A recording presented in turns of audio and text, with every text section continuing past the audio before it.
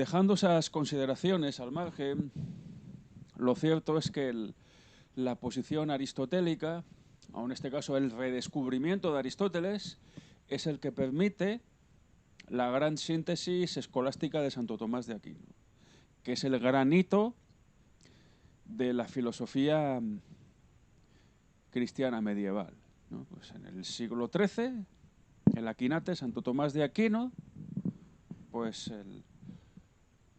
utiliza a Aristóteles para justificar los dogmas cristianos y la posición y todo lo que es la concepción del mundo cristiana.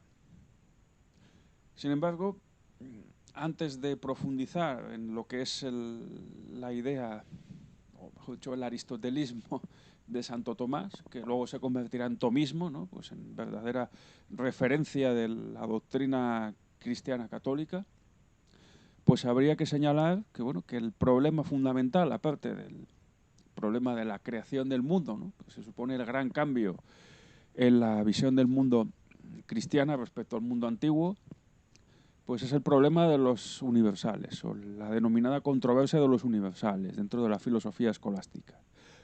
Concretamente, todo surge pues en el final de la Edad Antigua, ya en el tránsito, pues en el tránsito de la Edad Antigua a la Edad Media, en la Isagoge de Porfirio, cuando Porfirio se pregunta pues si los universales están dados en las propias cosas o fuera de ellas, y otra serie de cuestiones que luego cristalizarán en la denominada disputa de los universales. Hay que señalar que, claro, que esta problemática de los conceptos universales no es nueva. Ya Platón pues había hablado de ese problema, aunque no hablaba de los universales, hablaba de las ideas y de su relación con las cosas. Claro, es el problema que planteó el platonismo, puesto que si de cada cosa hay una idea, o mejor dicho, pues las ideas son elementos universales que desbordan el mundo, pues hay una sola idea para cada cosa, o para describir una cosa particular se necesitan infinidad de ideas, ¿no? Pues para definir, por ejemplo, a Juan, pues haría falta la idea de alto, la idea de hombre, etcétera, etcétera. El famoso problema del tercer hombre que decía Aristóteles, y que él solucionó a través de la teoría de las categorías. Concretamente, Aristóteles pues no dice que haya un mundo de las ideas y un mundo de las cosas, sino que las cosas están compuestas de materia y forma, es decir, de una esencia y de la materia, del cuerpo, de lo corpóreo. Y lo que dice es que, claro, de la sustancia se pueden predicar, pues puede haber 10 categorías diferentes, ¿no? Una es la sustancia y luego está la cantidad, la cualidad, la relación, etcétera. Con lo cual, pues el problema de la separación entre las ideas y las cosas, pues se disuelve aparentemente. Y sin embargo, pues el problema que plantea Porfirio en la Isagoge viene acompañado además del problema de la creación del mundo por parte de Dios, puesto que si el mundo es creado, es decir, creado en un momento determinado, no es eterno, pues ya el problema de la relación entre las ideas y las cosas es más profundo, puesto que ya no se habla propiamente pues de la esencia de una cosa y de la cosa, sino que se habla de la esencia de una cosa y de su existencia. Lo cual pues supone una manera diferente de plantear este problema. Entonces, los universales, la disputa de los universales fue una constante durante toda la Edad Media. Hay todo tipo pues de posicionamientos y planteamientos al respecto. Tenemos el caso pues el caso del realismo extremo, por ejemplo, de San Anselmo, en el siglo XI, con su argumento ontológico o lógico-ontológico para demostrar la existencia de Dios. Claro, San Anselmo dice que Dios es el ser cuyo mayor no puede ser pensado, el ser que tiene todas las perfecciones, y entonces, si tiene todas las perfecciones, ¿cómo no va a existir? Claro, la existencia tiene que ser un predicado más de esa perfección. Del mismo modo, claro, pues yendo a contrario, ¿no? O por reducir al absurdo, si se quiere, pues hasta el insensato, hasta el ateo, hasta el que no cree en Dios, pues tiene en su mente la idea de un ser cuyo mayor no puede ser pensado. Cuando dice no existe Dios, está diciendo no existe el ser cuyo mayor no puede ser pensado, lo cual es una contradicción, porque si no existe, entonces ya no es un ser omnipotente. Con lo cual, pues claro, pues necesariamente pues el hecho de hablar de Dios supone pues afirmarlo de alguna manera, ¿no? Pues incluso aquellos que niegan a Dios pues están hablando de Dios, ¿no? Como decía el literato Heinrich Böll, claro, me aburren los ateos porque siempre están hablando de Dios. Entonces, el argumento lógico-ontológico es un caso de realismo extremo, ¿no? Pues existen todos aquellos seres que tienen una esencia, ¿no? Incluso aquella, el argumento de San Anselmo pues fue criticado por Gaunilo pues, en su época, diciendo que lo mismo que se le atribuye a Dios se le puede atribuir a una isla que tenga todas las perfecciones. Y ya más adelante, en el siglo XVIII, pues Kant, en la crítica de la razón pura, cuando ponga en cuestión la propia idea del argumento ontológico de San Anselmo, pues dirá aquello de que en el fondo pues lo mismo que se dice de Dios se puede decir de 100 táleros, ¿no? Pues claro, pues si fuera verdad lo de San Anselmo, los 100 táleros imaginarios, que en la época de Kant, en la Prusia del siglo XVIII era una fortuna, pues serían igual a 100 táleros reales, ¿no? O el dinero del Monopoly, pues sería igual al dinero real, ¿no? Claro, si la esencia implica la existencia, pues entonces caemos en esas contradicciones. Entonces, tenemos por otro lado el realismo moderado de Santo Tomás, que dice que efectivamente pues en todos los seres se puede distinguir esencia y existencia, pero que la esencia no necesariamente implica la existencia, solamente en Dios. Claro. Con lo cual San Anselmo da por bueno pues el argumento ontológico, pero dice que la mente humana no es capaz de captar la esencia infinita de Dios. Con lo cual hay que utilizar otros argumentos para demostrar la existencia de Dios. Y aquí Santo Tomás mete las 5 vías para demostrar la existencia de Dios, que se basan en las aporías o situaciones sin salida que plantea Aristóteles en la metafísica. Claro, Aristóteles en la metafísica se plantea si existe una ciencia de la sustancia o de los accidentes, si existe pues el movimiento indefinido, etcétera, etcétera. Entonces las aporías se resuelven pues apelando a unos primeros principios que llevan necesariamente al acto puro, es decir, al ser en cuanto ser, ¿no? El principio de identidad, acompañado pues del principio del tercero excluido, las cosas o son o no son, no hay una tercera opción, y al principio de no contradicción, las cosas o son o no son. O sea, las cosas no pueden ser y no ser al mismo tiempo. Entonces, claro, Santo Tomás habla pues de la vía del movimiento, de la vía de la perfección, de los grados de perfección, de la vía del fin final, etcétera, etcétera, y al final siempre aparece Dios. Pero claro, ese Dios no es el Dios de la teología, es el Dios aristotélico, lo cual pues supuso una problemática importante en la época de Santo Tomás. Aparte, luego, pues claro, Santo Tomás pues fue acusado de averroísta, ¿no? De seguir la doctrina de Averroes, que era musulmán, y Averroes, claro, había utilizado a Aristóteles, fue el último filósofo hispano-musulmán en el siglo XII, con él murió la filosofía islámica, tuvo que huirse y exiliarse, porque le llamaban impío. Claro, a Santo Tomás, pues dicen que tomó cosas de Averroes, aunque realmente Averroes no bastaba, ¿no? Pues era necesaria la escuela de traductores de Toledo, por así decir, para conocer a Aristóteles. Y sí que es cierto que Averroes había detectado que los argumentos de los filósofos islámicos anteriores eran un neoplatonismo mezclado con Aristóteles o atribuido falsamente a Aristóteles, y entonces pues él intentó poner un poco de orden en esas cuestiones. Averroes, curiosamente, habla de la doctrina de la doble verdad, por un lado la verdad de los fieles, de los creyentes, y por otro la verdad de los filósofos. Y entonces, claro, Santo Tomás no dice que hay una doble verdad, sino que dice que la razón sirve para justificar la fe. Claro, la razón en este caso es Aristóteles. En todo caso, precisamente, pues poco después del fallecimiento de Santo Tomás de Aquino, pues ya los escotistas, Duns Scoto y sobre todo Guillermo de Ockham, cuestionarán que realmente pues el Dios que aparece después de las 5 vías de Santo Tomás sea el Dios cristiano. De hecho, pues es el Dios de Aristóteles, que como bien sabemos es un Dios autista, que no conoce el mundo, simplemente se mantiene pensando en sus propios pensamientos y mantiene la inmanencia del movimiento, ¿no? Pues es la manera de salvar pues el movimiento en el mundo y establecer una cierta conexión de las cosas.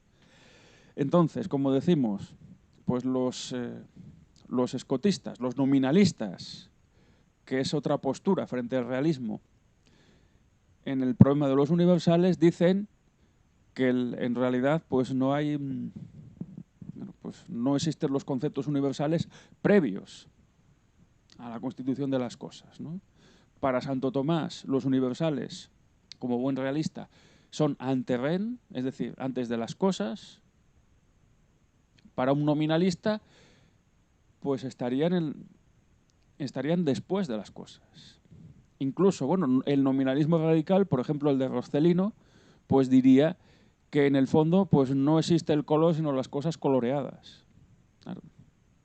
Y luego pues tenemos en medio la postura de Pedro Abelardo, que fue uno de los primeros maestros de parisinos, ¿no? Pues con la fundación de la Universitas Parisienses en el siglo XII, ¿no? Pues la Universitas de los Estudios, ¿no? La universidad significa pues todos los estudios posibles. En la Edad Media eran teología, medicina y derecho, con el añadido a la Facultad de Teologías del bachiller en artes, que incluía pues el trivium y el quadrivium, donde estaba también la filosofía, bueno, no estaba en el fondo la filosofía.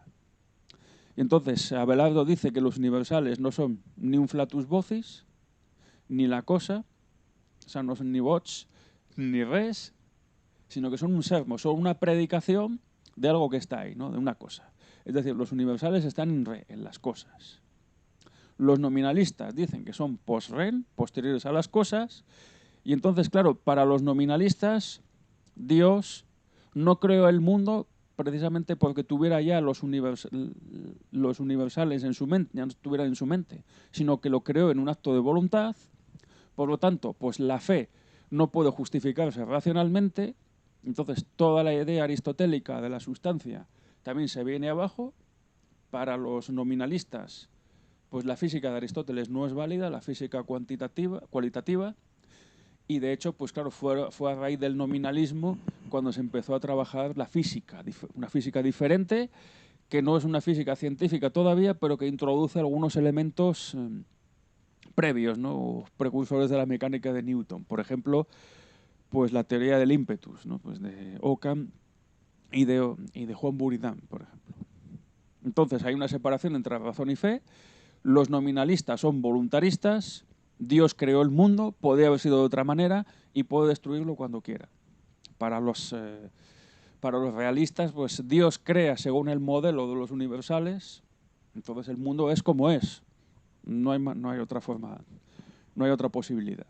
Entonces, claro, los críticos, los que dicen que la filosofía medieval no ha aportado nada, pues dirán que en el fondo pues el nominalismo lo que hace es simplemente abrir el camino a la filosofía moderna, con lo cual la filosofía medieval pues sería simplemente un paréntesis y lo único interesante pues tendría lugar con la crítica nominalista. Claro, ¿cómo podemos nosotros salir de esta tendencia? Una tendencia además que lo que ha hecho es denostar, ¿no? Pues a la propia filosofía, no solo a la propia filosofía medieval, sino a todo aquello que se parezca a la filosofía medieval que ha tenido lugar en la posteridad. Por ejemplo, la escolástica española, no solamente pues los tomistas, sino también los suaristas, que ya son herederos de la crítica nominalista y que dicen que la distinción entre esencia y existencia es una distinción de razón, ¿no? Que solamente en Dios se da pues la identificación entre esencia y existencia. Entonces, claro, incluso hasta estos escolásticos jesuitas, seguidores de Suárez, son considerados medievales, ¿no? Pues todo lo que es escolástica es medieval. Y entonces la escolástica española es una prueba de que España vivía en un atraso histórico inaceptable, ¿no?, frente a la modernidad del resto de Europa. Tanto es así que hace ya unos años, cuando estaba buscando publicar en otras revistas científicas, entonces no existía Metábasis, pues me encontré con la revista española de filosofía medieval que publicaba la SOFIME, la Sociedad de Filosofía Medieval, radicada en la Universidad de Zaragoza. Y entonces, como lo que allí se publicaba eran sobre todo cuestiones de carácter, digamos, filológico, pues de expertos en árabe, desde luego latinistas, que buscaban pues ser fieles, ¿no?, pues a lo que decían pues los autores, ya fueran Abentofail, Averroes, Santo Tomás, etcétera. Pues entonces, claro, era muy difícil publicar en ese terreno para alguien como yo, que no soy un filólogo propiamente. Y entonces, sin embargo, me di cuenta de que publicaban o permitían publicar no solo artículos, sino reseñas sobre libros que tuvieran que ver con la escolástica española. Y entonces yo les propuse publicar un análisis de Fray Antonio de Fuente la Peña, filósofo español, fraile capuchino del siglo XVII, y de un libro suyo muy curioso llamado El ente dilucidado, y me lo permitieron, porque lo consideraban filosofía medieval. E incluso, pues, autores muy grandes especialistas, ¿no?, pues en escolástica, dicen que sí, que la escolástica española es filosofía medieval, aunque haya sido publicada en el siglo XX. Con lo cual, pues vemos ahí el matiz, un poco el desdoro, ¿no? O quizá no tanto, ¿no? Quizá pues estos escolásticos, algunos ligados al Opus, dicen filosofía medieval, sí, pero a mucha honra, ¿no?, porque esa es la filosofía de verdad. Y de hecho, Gustavo Bueno pues decía eso, que la filosofía medieval es la filosofía por antonomasia, que la filosofía clásica griega, paradójicamente, no es una filosofía estricta, sino que sería pues un anticipo de lo que vendría después. ¿Cómo se puede justificar esto? Pues bueno, se puede justificar, según dice Gustavo Bueno, o bueno, él ya lo hace desde el 1974, es decir, hace 50 años, Gustavo Bueno pues fundó la editorial Pentalfa, que él dirigió muchos años, y el primer libro que se publicó fue La metafísica presocrática, curiosamente. Claro, el libro, en su prólogo, plantea un proyecto de historia de la filosofía y lo plantea, bueno, pues atendiendo a ideas ontológicas, ¿no? Si entendemos la ontología como la disciplina filosófica que estudia la estructura de la realidad, pues la ontología materialista, dice Bueno, incluye tres ideas básicas. Una es lo que denomina la materia ontológico especial, que es el mundo formalizado a escala humana, es decir, formas estructurales, no digamos formas que añade el intelecto ni nada parecido. Lo que son formas estructurales es la realidad de todas las figuras, de todo lo humano, en la escala humana. Luego está la materia ontológico general, que es como una especie de límite al conocimiento. Es decir, evidentemente, si decimos que todo lo que existe es material, pues hay que poner un límite, ¿no? Entonces, hay cosas que desconocemos. Entonces, ese límite es la materia ontológico general. Y luego está pues el ego trascendental, que tenía una idea, que tenía unas resonancias metafísicas muy claras y que, bueno, sin embargo, supo sintetizar muy bien su definición, diciendo que es el ejercicio de la conciencia filosófica en cada momento histórico. Bueno, de hecho, hay que decir que la materia ontológico general, pues bueno, en los últimos años, sobre todo pues a partir del año 2009, en un artículo del Basilisco titulado El papel del ego trascendental en el materialismo filosófico, pues bueno, dice que el materialismo no es una filosofía que hable de la materia, ni del ser, ni nada parecido, sino que habla del universo. Entonces, digamos que las ideas fundamentales en el materialismo filosófico son la idea de ego trascendental, la idea de universo y el mundo dado a escala humana, el mundus aspectabilis, el mundo que podemos conocer y con el que podemos trabajar, por así decirlo. Y sin embargo, lo que da la clave para entender o para periodizar la historia de la filosofía, dice, bueno, que es la posición del ego trascendental. ¿Por qué? Porque es el ejercicio de la conciencia filosófica. Entonces, bueno, señala tres ordenaciones, o sea, tres periodos, que son los periodos habituales: edad antigua, edad media y edad moderna. Y luego, pues hay dos sistemas filosóficos fundamentales en cada momento histórico. Entonces, bueno, dice que en la época antigua, pues está por un lado el mundo entendido como producto del mito, o el mito es la explicación originaria entre los griegos, ¿no? Pues llueve y truena porque Zeus agita las nubes y lanza el trueno, se producen las mareas porque Poseidón agita los mares. Entonces la filosofía griega, o la metafísica presocrática, los filósofos presocráticos, lo que hacen es pues atacar el mito, atacar a esos sujetos operatorios insustituibles en el mito, ¿no? Como son los dioses homéricos, y eliminarlos y sustituirlos por la acción de elementos naturales, ¿no? Por principios abstractos que pretenden abarcar toda la realidad física. Por ejemplo, dice Tales, todo es agua, o todo se explica por el aire, dice Anasímenes, o a través del apeiron, y el apeiron es lo indeterminado. Todo es ser, dice Parménides, ¿no? Pues entonces eso implica una totalidad, es decir, es querer explicar todo el universo a través de un principio abstracto. Entonces, eso en el regresus, ¿no? Pues regresando a esos principios, es la metafísica presocrática, la filosofía académica, que para bueno empezaría con Platón, lo que pretende es establecer unos principios abstractos que permitan explicar la realidad. Entonces ahí empieza el platonismo, el aristotelismo y toda la filosofía helenística. Eso ya es la filosofía clásica griega, en el progresus, es decir, desde esos principios avanzando pues hacia la realidad. Claro, evidentemente los dioses homéricos no son omnipotentes, están sometidos al destino, y a su vez pues el ser humano pues también, el ser humano no cuenta. Y claro, al atacar los mitos desaparece la idea del ego trascendental que representaban pues esos dioses homéricos. Claro, el ego trascendental es una idea mitológica y dice, bueno, que es que tiene que ser así, ¿no? Y de hecho, en la filosofía medieval, pues lo que sucede es que el ego trascendental está, digamos, encajonado, o mejor dicho, no es que esté encajonado, está en la cúspide, ¿no? Pues de la explicación.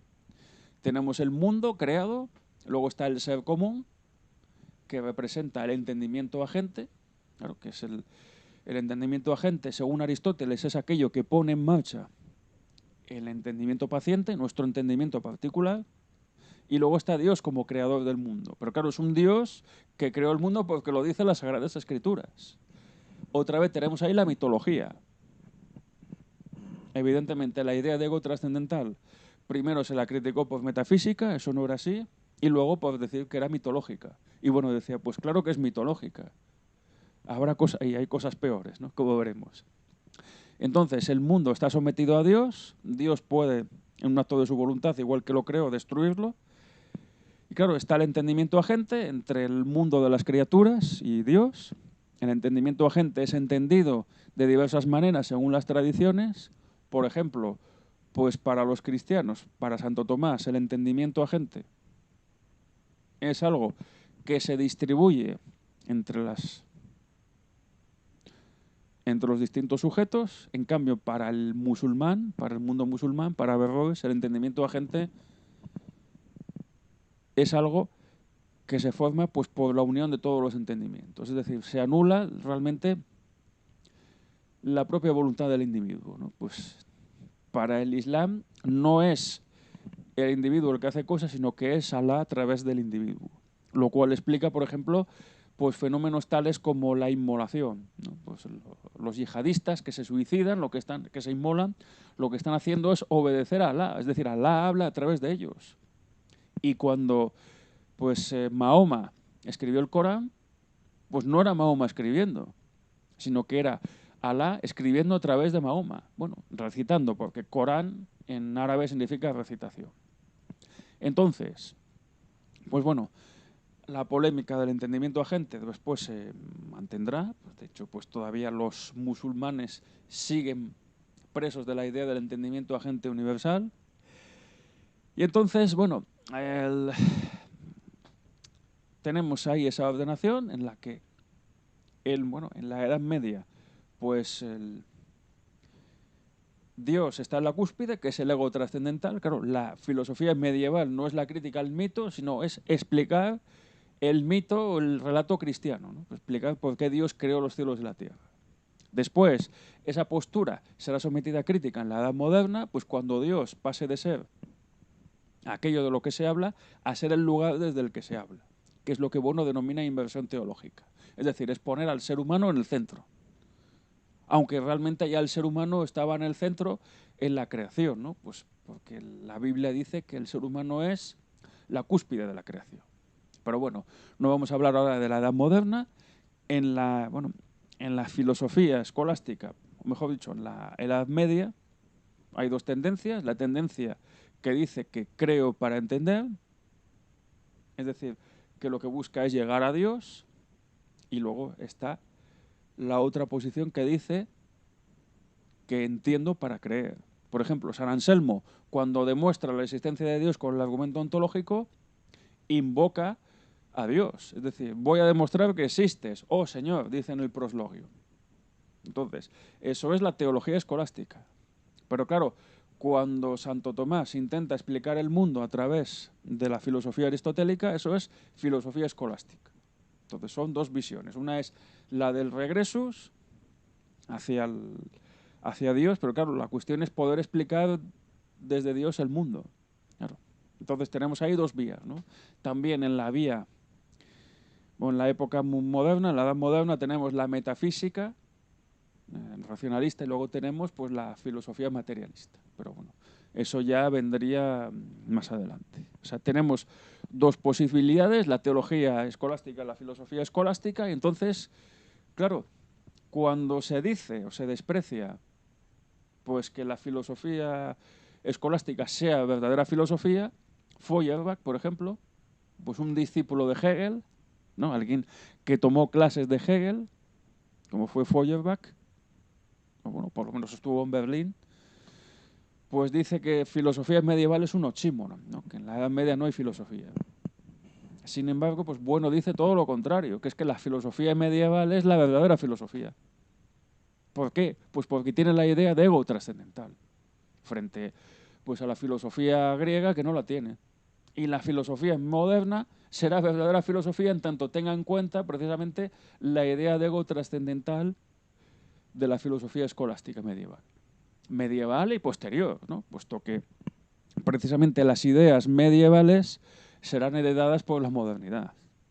Sin ir más lejos, pues todos los filósofos racionalistas modernos, no solamente Descartes, sino Spinoza y Leibniz, pues utilizan los argumentos de un escolástico como Francisco Suárez a la hora de hablar de la sustancia.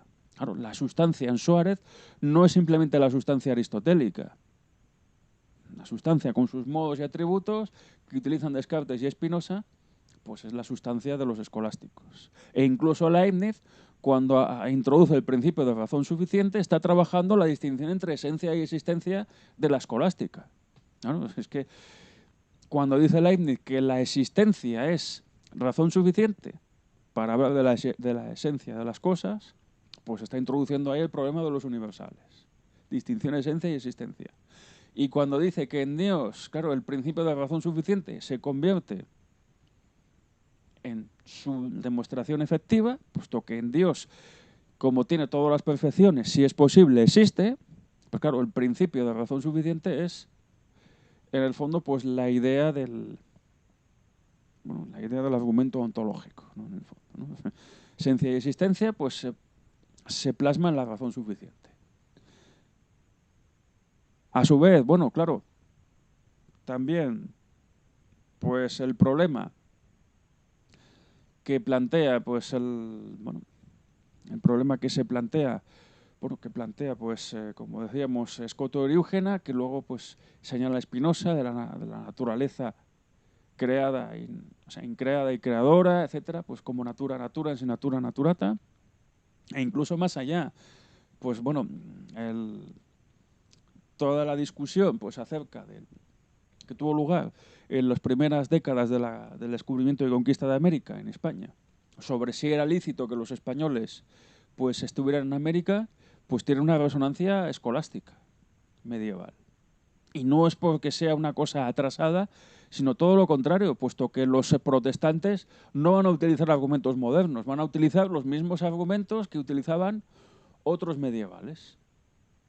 Vamos a verlo ahora. Claro, Francisco de Vitoria dice, literalmente, que la tierra pues pertenece a todos, la tierra es de Dios, o sea, Dios creó el mundo, creó a la humanidad es una, entonces la tierra es de todos, es el ius communicationis. Entonces, pues los indígenas, los bárbaros, que dices Francisco de Vitoria, pues tienen derecho a poseer sus tierras legítimamente.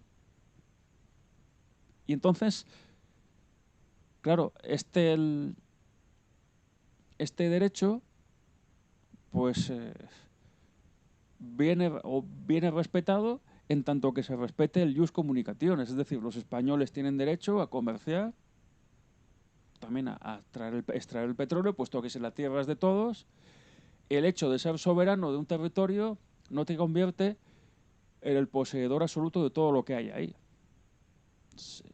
Tienen, por supuesto, que permitir eso y también permitir la predicación del cristianismo. Si no lo hacen, dice Vitoria, pues atáquense a los bárbaros. Ataquen a los bárbaros, ¿no? Tienen que respetar eso.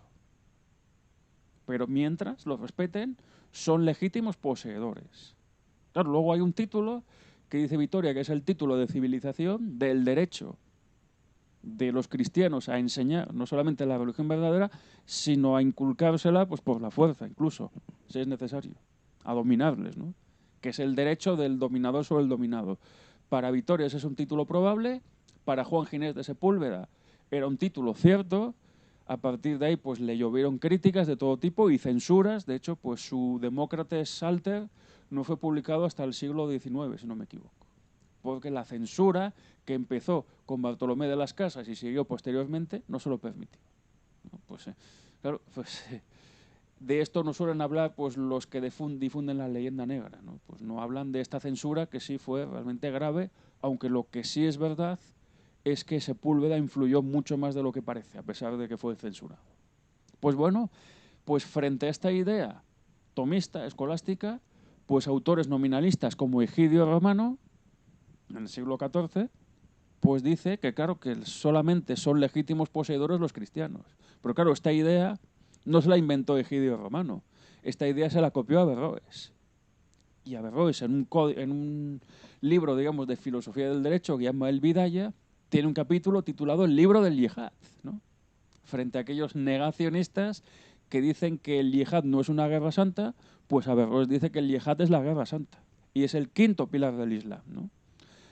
Entonces, Averroes dice, las causas para hacer la guerra santa.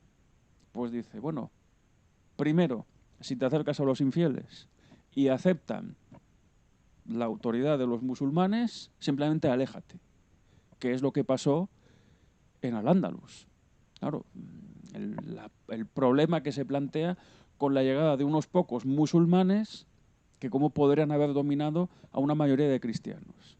Pues bien, lo cierto es que los musulmanes no eran muchos y aprovecharon un momento de debilidad de la Hispania visigoda pues para dominar prácticamente toda la península ibérica. Y claro, pues los grandes nobles, viendo que podían perder su poder, lo que hicieron fue amoldarse a las circunstancias. Es decir, aceptaron ser islamizados a cambio de mantener sus títulos. Por ejemplo, pues los Casio, en la zona de Zaragoza, pues se convirtieron en Banu Casi, que de ahí viene pues el nombre de la localidad de Beni Cassin, que hoy día pues acoge pues todos los veranos un festival de música. Entonces, claro, pues este es la primera posibilidad, ¿no? Pues si los infieles aceptan la fe de Mahoma, pues simplemente retírate. Dice, si no la quieren aceptar, pero aceptan el dominio del musulmán, también. Pero si se niegan a ello, pues simplemente prepárate para combatir, dice. Claro. Y además dice otra cosa muy interesante, claro, que es el precedente de Egidio Romano. Y luego de los protestantes, cuidado. dice Averroes que los cafres, los infieles, no son legítimos poseedores de sus tierras, puesto que solamente aquel que esté en la fe de Mahoma, de Alá, que crea en Alá, que sea musulmán, es legítimo poseedor, ¿no? Pues solamente puede ser propietario aquel que cree en la verdadera religión, que para ellos es el Islam, lógicamente. Y claro, esto también lo utilizaron los protestantes, puesto que cuando los protestantes llegan a América y a otros sitios, matan a todos los indios y lo hacen justificándose en que el indio es un hijo de Satanás. Es decir, no es un legítimo poseedor de sus tierras. Claro, incluso llegan a decir que es res nullius, es decir, es tierra vacía. No hay seres humanos ahí. Pues hay animales, ¿no? Hay simios, ¿no? Que es precisamente la idea del protestantismo, tomada de ahí. Entonces, bueno, pues claro, vamos viendo que la influencia pues, de la filosofía medieval es importante. E incluso pues, en los propios protestantes. Claro, la idea de los jesuitas, ¿no? De Suárez y Mariana, de rebelarse ante el tirano, puesto que solamente un gobernante puede ser legítimo en tanto que respete las costumbres cristianas. Claro, porque el poder viene de Dios, pero reside en el pueblo. Es decir, el poder no va de Dios al monarca, que eso sería un cesaropapismo, sería la justificación de la tiranía. El poder viene de Dios y reside en el pueblo, la eclesía, la asamblea, y es la asamblea la que da su consentimiento. Y entonces, claro, si el monarca no respeta la voluntad de la eclesía, pues es un tirano y hay derecho a derribarle, ¿no? Pues el tiranicidio, que luego justificará Locke, ¿no? En su ensayo sobre el gobierno civil, y que será la fuente de la independencia de América, ¿no? Puesto que, al fin y al cabo, pues cuando Fernando VII fue depuesto del trono, pues las juntas de todo el Imperio Español, en la península y en América, pues declararon recuperar la soberanía o reasumir la soberanía en nombre de Fernando VII. Entonces, cuando volvió Fernando VII, como Fernando VII pues anuló todo lo que se había avanzado en ese aspecto, pues fue considerado un tirano y por lo tanto la resistencia contra él era legítima, ¿no? Pues otra vez vemos la filosofía escolástica funcionando en el siglo XIX, ni más ni menos. E incluso, pues el mayor crítico de la Edad Media, como es Hegel, pues se inspira en un fraile de la Orden de Mínimos del siglo XIII llamado San Buenaventura, que habla del itinerarium mentis in Deum. Claro, San Buenaventura dice que el itinerario de la mente en Dios pues empieza primero conociendo lo externo, ¿no? Pues conociendo el mundo de las criaturas, luego conociendo el mundo espiritual inferior, que es la conciencia, y luego conociendo el mundo espiritual superior, que es Dios. Y claro, esto se identifica con las tres fases del espíritu en Hegel. Espíritu subjetivo, claro, el yo individual, espíritu objetivo, que es el estado, claro, las cosas espirituales menores, y luego el espíritu absoluto, que es Dios. Entonces, pues Hegel habría copiado a San Buenaventura, aunque dicen también que San Buenaventura se inspiró en Sabelio, que era un filósofo del siglo III de nuestra era, romano, pero ya influido pues, por la patrística, ¿no? Entonces, Sabelio habla del mundo, que es la mónada, y que tiene tres manifestaciones. Entonces, pues se dice también que habría venido de Hegel, aunque fuera a través de San Buenaventura. Pero bueno, la influencia de la filosofía medieval está en todas partes, como vemos, e incluso pues, se puede decir que la filosofía medieval, por lo menos la filosofía escolástica cristiana, pues es muy superior en muchos aspectos a la filosofía moderna. Porque claro, la filosofía moderna parte de la idea de que el protestantismo es la verdadera religión, ¿no? Pues claro, la crítica radical del nominalismo pues lleva luego, junto con el luteranismo, lleva al libre examen y al subjetivismo radical.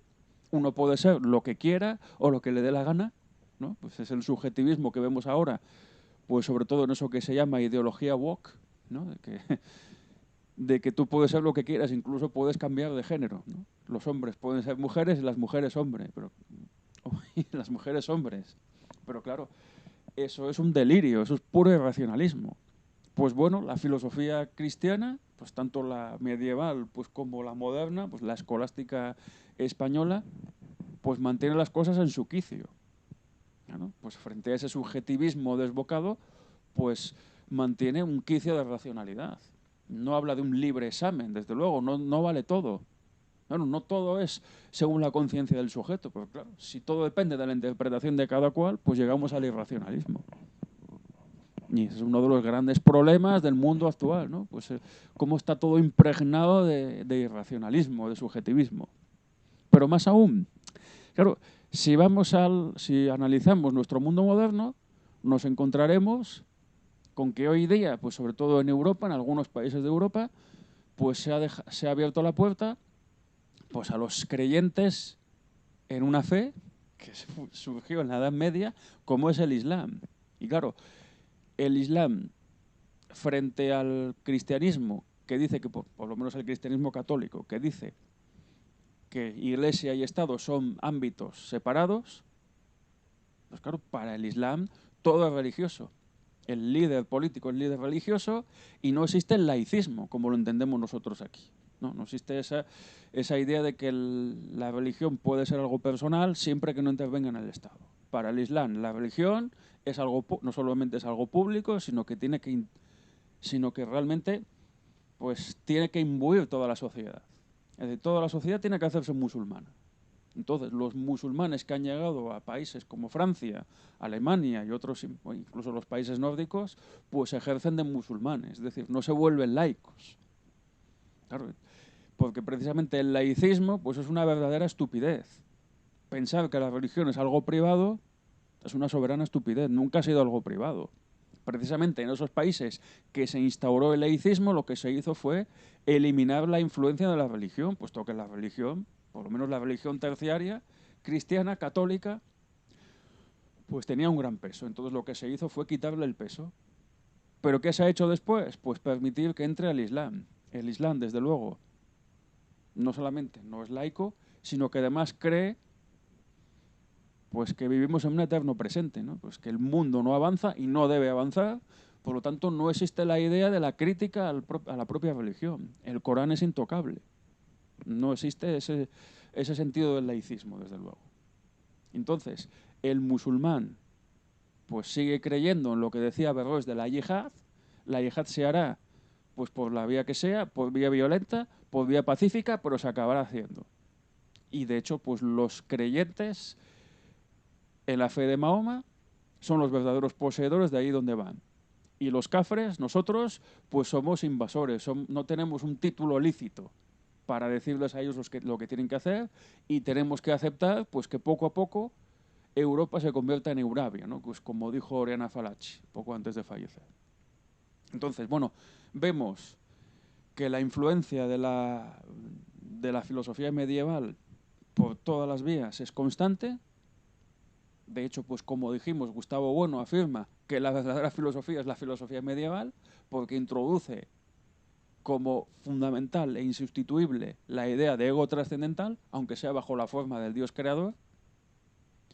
Y entonces, pues si alguien critica pues a otro llamándole medieval, escolástico, pues siguiendo a Bueno habría que decir, pues sí, medieval o escolástico, pero a mucha honra, ¿no? Porque la verdadera filosofía pues es la filosofía escolástica. Y bien, como decíamos al principio de este vídeo, pues hay que concluir, desde luego, que la Edad Media no es como te la contaron, ¿no? Pues hay que descubrir, o redescubrir en este caso, igual que los medievales redescubrieron a Aristóteles, hay que redescubrir la filosofía medieval.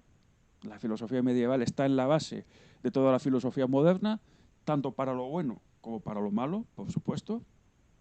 Y entonces, pues no es justo pues convertir a la filosofía medieval, pues como se ha hecho, pues al nivel de publicaciones o incluso al nivel pues de la enseñanza secundaria y el bachillerato, ¿no? Pues en la prueba de acceso a la universidad, en la EBAU, pues se suprime todo el contenido de la filosofía medieval. La filosofía medieval aparece como saber básico en Historia de la Filosofía de segundo de bachillerato, pero los alumnos no se examinan de la filosofía medieval en la EBAU. Claro, eso es el mayor desprecio que puede haber. E incluso, pues claro, los propios los propios profesores de filosofía de secundaria y bachillerato desprecian la filosofía medieval, lo cual es algo inaudito, puesto que ¿cómo vas a despreciar una parte de lo que constituye tu profesión y de algo que deberías conocer? Y sin embargo se hace así. Desde luego se desprecia todo lo que tenga que ver con la religión, el cristianismo, aunque se tolera, eso sí, pues el Islam, ¿no? Habría que ver, pues, si esto no es una forma de doble pensamiento. Y también, pues como decimos, está denostada la filosofía medieval, la Edad Media, se considera un paréntesis, e incluso pues aquellos que deberían ponerla en valor, pues denuestan y desprecian la filosofía medieval. Pues bien, con este vídeo, pues lo que hemos querido es poner en valor, a lo que se dice mucho últimamente, la Edad Media y sobre todo la filosofía medieval, demostrar que la Edad Media no fue un paréntesis, ni la filosofía medieval es algo despreciable o irrelevante, y que la Edad Media no es como te la contaron. Y esperamos que con este vídeo pues hayamos logrado al menos pues despertar la curiosidad para redescubrir todo lo que es la Edad Media y la filosofía medieval.